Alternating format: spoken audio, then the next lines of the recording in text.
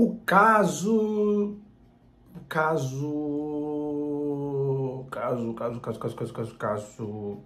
Olá, meu amigo!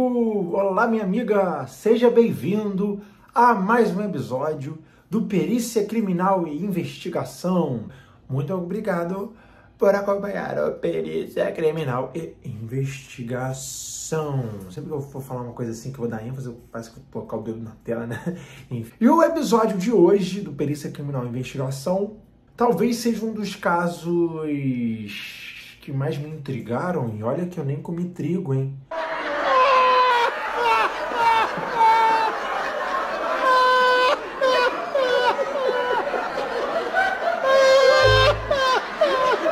Foi um caso que me deixou muito tempo pensando a respeito.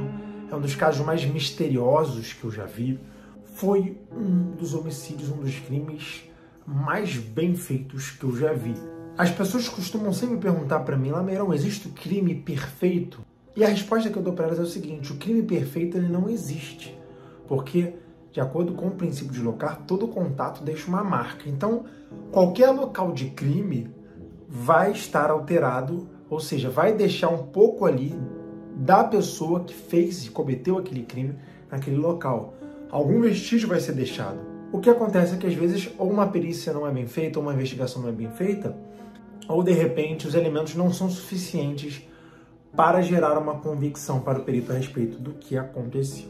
Já curte o vídeo, compartilha, comenta aqui suas considerações iniciais aí. Taca aí a nossa abertura, diretor!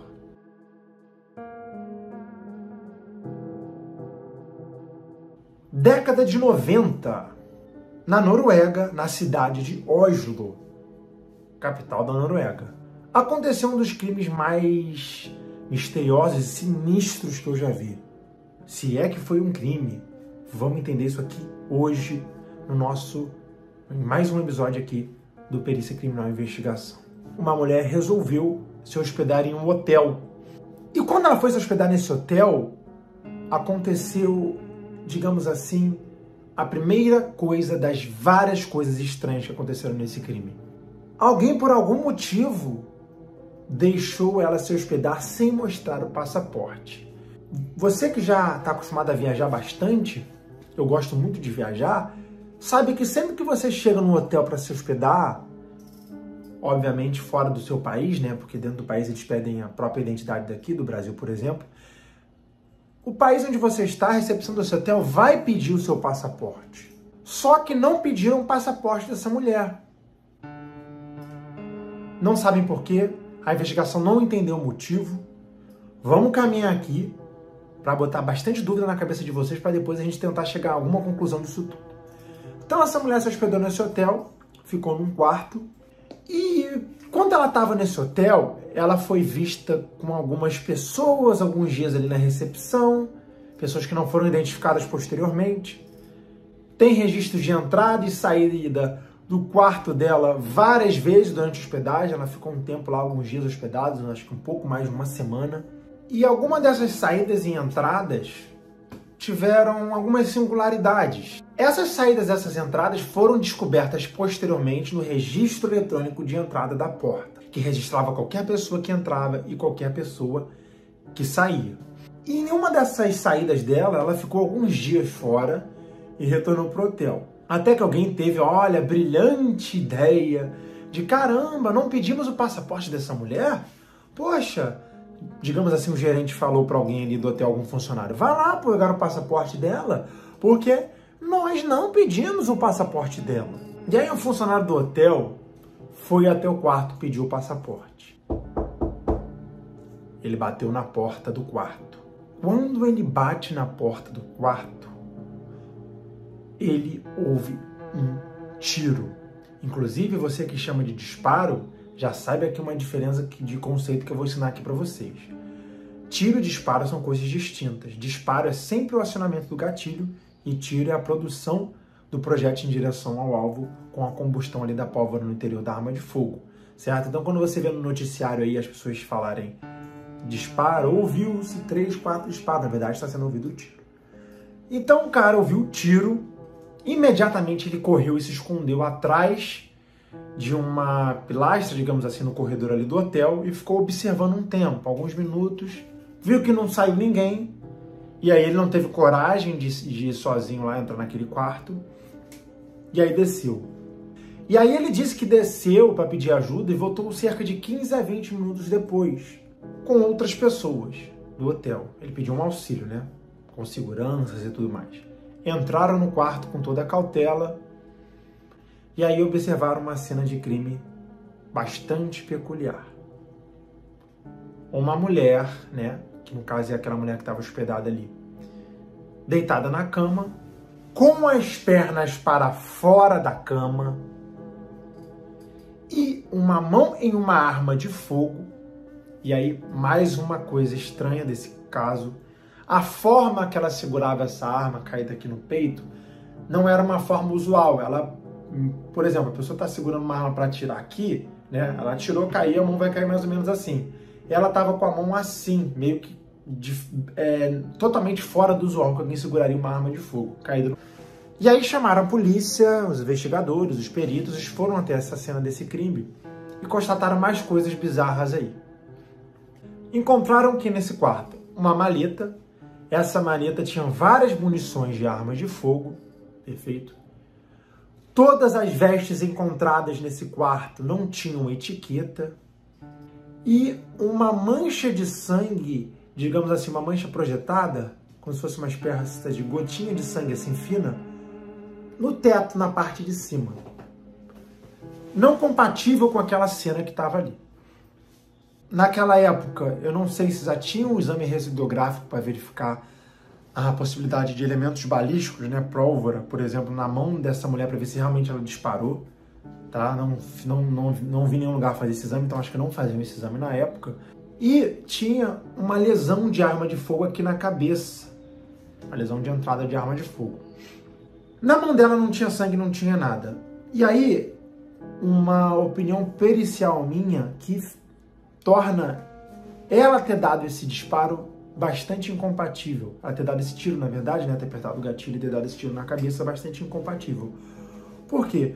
A cabeça é uma região anatômica do corpo que se comporta diferente das outras regiões. Quando dá entrada de um projétil de arma de fogo.